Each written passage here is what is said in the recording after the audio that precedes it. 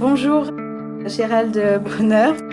Vous êtes donc l'auteur de nombreux ouvrages sur les croyances, le hasard, la pensée extrême. J'avais une question très simple pour commencer, de définition. Qu'est-ce qu'on appelle un biais cognitif? Un biais cognitif, c'est quelque chose qui est implémenté en quelque sorte dans notre esprit et qui va nous faire assez systématiquement aller vers des intuitions fautives concernant des problèmes assez bien identifiés par l'expérimentation, surtout en psychologie cognitive. Typiquement, par rapport au problème du hasard, notre cerveau est assez mal équipé pour comprendre des phénomènes aléatoires. Nous avons tendance à surestimer les faibles probabilités, avoir plus de considération pour les coûts que pour les bénéfices. On dit qu'il faut à peu près 2,5 euros de bénéfices pour compenser 1 euro de coût. Vous voyez, donc il y a des asymétries psychologiques qui vont nous détourner en quelque sorte de ce qu'il est convenu d'appeler une norme objective de la rationalité. Voilà.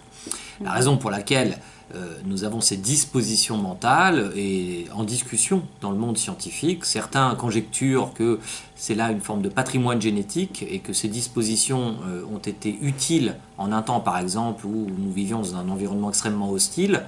Par exemple, il pouvait être utile de surestimer les faibles probabilités, de sorte que ceux qui étaient peureux ont mieux survécu que les autres et qu'aujourd'hui nous sommes les descendants des peureux, par exemple. D'autres conjectures nous conduisent à penser aussi que certaines de ces dispositions sont implémentées non pas par patrimoine génétique, mais tout simplement par expérience. Par exemple, la confusion entre corrélation et causalité, qui est un autre grand biais cognitif, le fait de croire que quand deux événements arrivent ensemble, l'un a nécessairement créé l'autre, eh bien, on peut supposer, c'est une conjecture, que c'est simplement par socialisation, par observation du monde physique, que ce type d'erreur de raisonnement, ce qu'on appelle un raisonnement captieux, eh bien, s'encapsule dans notre esprit. Et est-ce que vous pensez que dans l'époque contemporaine, on est plus sujet à des biais cognitifs que par le passé, ou c'est quelque chose que vous associez à l'humanité en général ou... Oui, j'aurais tendance à penser et à suivre en cela ceux qui ont travaillé sur ces questions, parce que je n'invente rien dans ce domaine. Je suis par exemple Amos Tversky, Daniel Kahneman et de très nombreux autres chercheurs qui, disons à la fin des années 70 ou dans les années 80, ont mis à jour une cartographie de l'erreur. J'aurais tendance à croire en effet qu'il s'agit d'invariants mentaux. C'est-à-dire que ce sont des dispositions anthropologiques qu'on retrouve à travers les cultures, chez tous, mais ça ne veut pas dire que la culture n'a pas un impact sur l'expression de ces biais. J'ai coutume de dire que pour moi la sociologie c'est une discipline qui s'intéresse à l'hybridation entre les invariants mentaux et les variables sociales. Les deux se tiennent ensemble pour expliquer les phénomènes par exemple de croyances qui nous intéressent, mais il est évident que ces biais ne s'expriment pas de la même façon chez tous les individus, que le niveau d'éducation, par exemple, surtout quand on a fait pas mal de sciences, eh bien, affecte plutôt positivement notre disposition à croire le faux, à être crédule. Oui, justement, j'allais revenir sur la question des contemporains et de l'époque contemporaine parce que on parle beaucoup aujourd'hui de théorie du complot. Est-ce que vous avez l'impression qu'il y a des facteurs qui peuvent favoriser l'adhésion à ces théories du complot? Alors justement, si j'ai précédemment dit que les biais cognitifs, les raisonnements captieux étaient des formes de disposition un peu universelles de l'esprit, cela ne signifie pas qu'elles s'expriment toujours avec la même puissance selon le contexte social. J'ai bien parlé de variables sociales. Aujourd'hui, nous assistons à un phénomène historique majeur qui est la dérégulation du marché de l'information, qui est entre autres incarné particulièrement bien par Internet, puisque sur ce marché de l'information, n'importe qui peut intervenir, donner son point de vue sur le monde, ce qui est bien, mais ce qui occasionne un certain nombre d'effets pervers. Et parmi ces effets pervers, eh bien, il faut bien reconnaître que les théories du complot, entre autres, je sais pas, la résistance la méfiance vis-à-vis du vaccin, le climato-scepticisme, toutes sortes de théories qui sont considérées généralement comme fausses par la science, même si celle-ci peut se tromper de temps en temps, bien sûr, eh bien, on va avoir tendance à être extrêmement viral, entre autres parce qu'il s'adosse aux intuitions de l'esprit. Un article assez récent de la revue Science, qui est apparu en mai 2018, montrait que les fausses informations sur Twitter se déployaient 6 fois plus vite que les vraies informations. Des collègues belges ont montré qu'elles étaient mieux mémorisées. Ce qui veut dire que sur ce marché de l'information, où tout est désormais en concurrence, c'est ça la grande caractéristique de la dérégulation de ce marché de l'information, les produits de la crédulité partent paradoxalement avec un avantage concurrentiel. Et justement, les biais cognitifs constituent un avantage, je dirais, de marketing cognitif pour ces produits. Puis il faut ajouter aussi qu'ils ont de très bons VRP, pour filer la métaphore du marché, c'est-à-dire ils ont de très bons vendeurs, les produits de la crédulité, parce que ceux qui sont crédules, ceux qui sont croyants, sont généralement plus motivés que les autres à faire valoir leur point de vue sur ce marché dérégulé, raison pour laquelle leur point de vue est souvent plus visible qu'hélas celui de la science et de la rationalité. Est-ce que vous pensez que la rationalité s'oppose à ce processus de croyance, ou est-ce que vous pensez au contraire que la rationalité peut s'adosser sur les croyances? Je vais un peu voir la relation entre ces deux. Non, c'est une bonne question, c'est une question complexe. Tout dépend de ce qu'on entend par rationalité. D'abord, je voudrais préciser que moi je m'inscris dans une tradition sociologique, que là encore je n'ai pas inventé, mais qui tire ses racines de Max Weber par exemple, et plus récemment d'un auteur comme Raymond Boudon. Une tradition sociologique qui considère qu'on a toujours en quelque sorte des raisons de croire. Donc le croire ne s'oppose pas à la rationalité. D'ailleurs, le croire ne pourrait pas se déployer s'il n'avait pas de raison. La plupart du temps, dans tous les terrains que j'ai étudiés, quels qu'ils soient, que ce soit sur la croyance au Père Noël, dans des sectes, j'ai étudié une secte pendant 1 an, ou face à des radicalisés, j'ai toujours vu que les gens que j'avais en face de moi avaient des raisons de croire. Ça ne signifie pas qu'ils ont raison, n'est-ce pas ?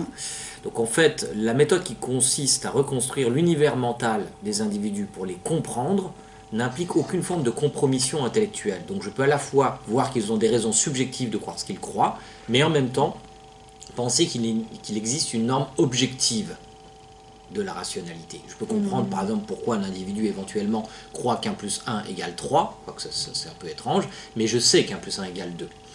Et donc la rationalité telle que je l'entends, c'est surtout un effort. C'est pas une position naturelle de l'homme. Ça consiste à faire un effort, la pensée critique, pour lutter en quelque sorte une vigilance contre les grands obstacles qui s'opposent à notre façon de voir le monde objectivement. Par exemple, notre raison est incarcérée dans un temps et dans un espace. Je ne peux juger qu'en fonction des informations qui me parviennent, soit immédiatement par mon expérience sensorielle, soit de façon médiate, par ce qu'on appelle les médias, Internet, etc. etc. Il est évident que cet accès à la réalité est un échantillonnage qui n'est pas toujours représentatif de la réalité.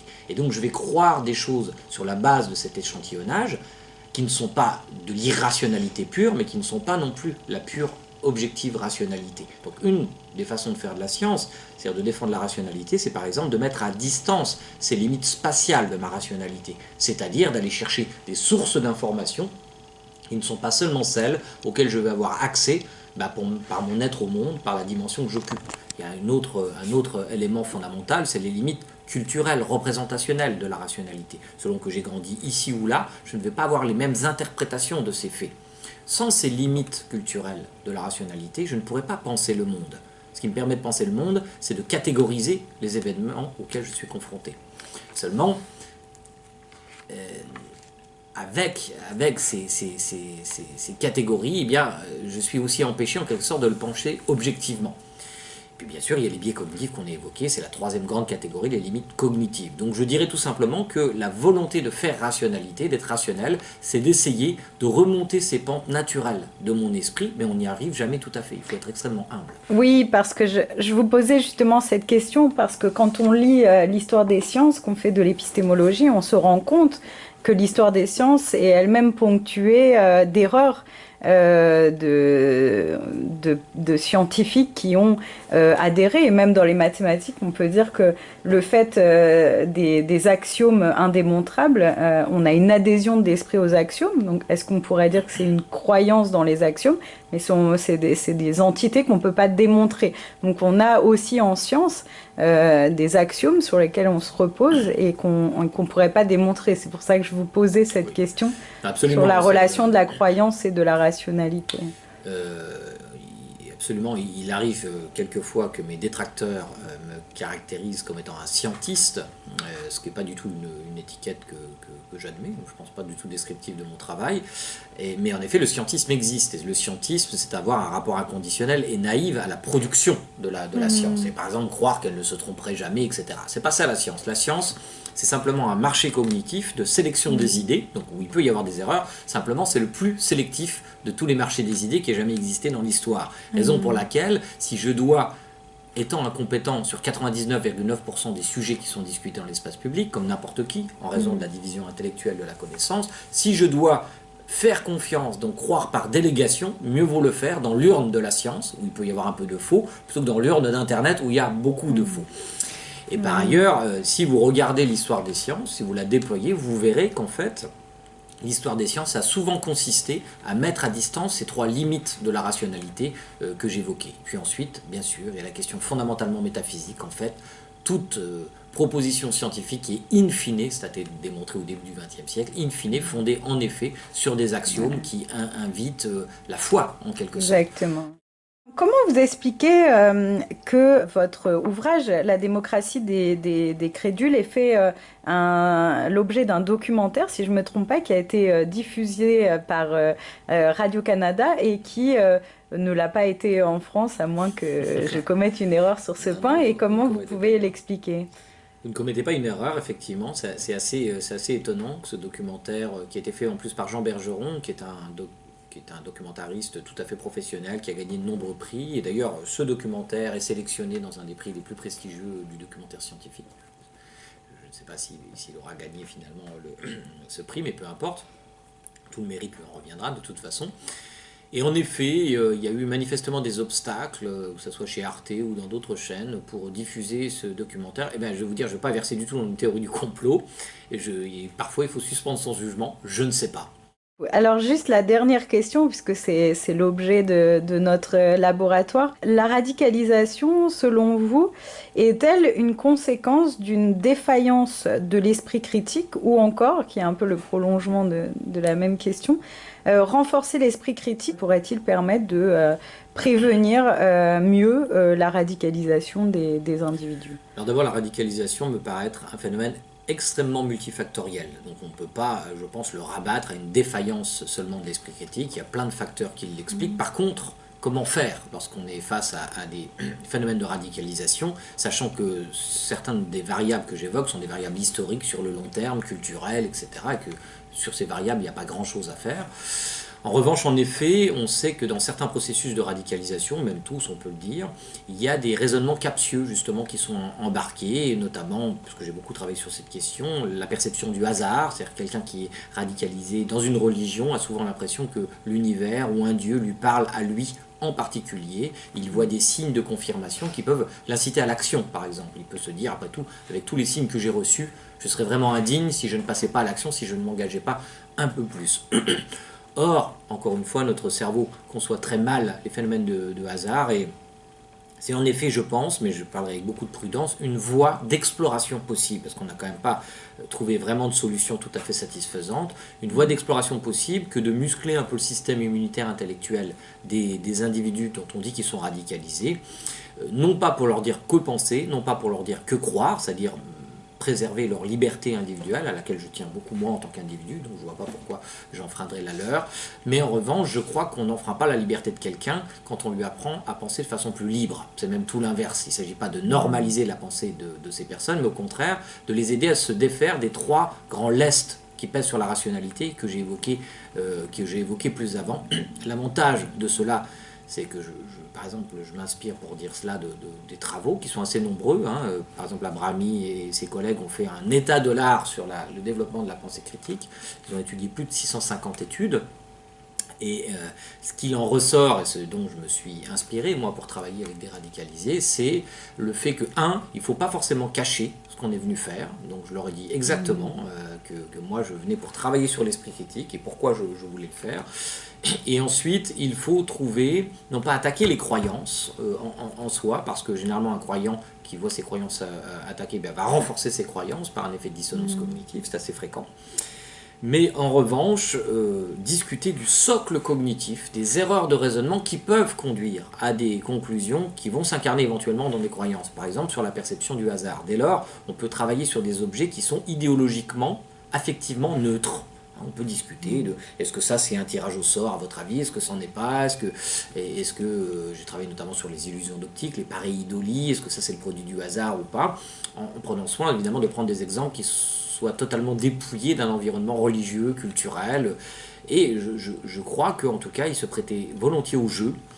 Et certains d'entre eux disaient d'ailleurs que ils voulaient que je revienne plus souvent, mais en même temps, ils perdaient le sommeil.